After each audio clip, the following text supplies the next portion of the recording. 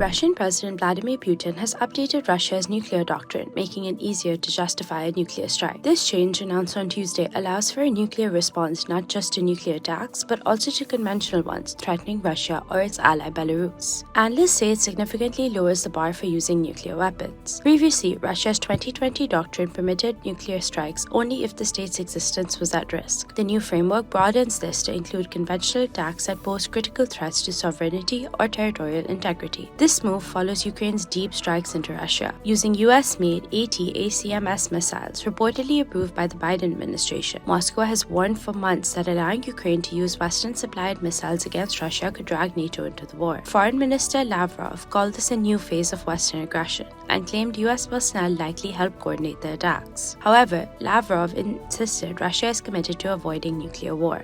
Well, on the decision of the United States to allow Ukrainian regime to use missiles up to 300 kilometers long, we read what the New York Times published about this. There are still no confirmation either from the White House or from the Pentagon, but we basically take our position on the basis of what is going on physically. And physically, attacks, apparently not as long as 300 kilometers, are being used, including this early morning in Russia, against the Bryansk Oblast of Russia, which is bordering Ukraine.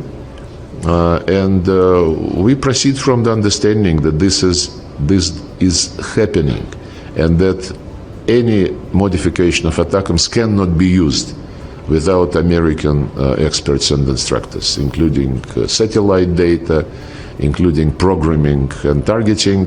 The President mentioned this several times. If long-range missiles are going to be applied from Ukraine into Russian territory, it will also mean that they are operated by American experts, military experts. And we will be taking this as a qualitatively new phase of the Western war against Russia, and we'll react accordingly. The updated doctrine also redefines what might signal a large-scale attack, now including drones, aircrafts, and cruise missiles. Deputy Foreign Minister Sergei Ryabkov likened the current crisis to the Cuban Missile Crisis, warning the world is treading uncharted territory. Markets reacted strongly, with safe haven assets rising while stocks in the Russian ruble fell sharply. Meanwhile, the Kremlin stated the new doctrine aims to ensure potential adversaries understand the inevitability of retaliation if Russia or its allies are attacked.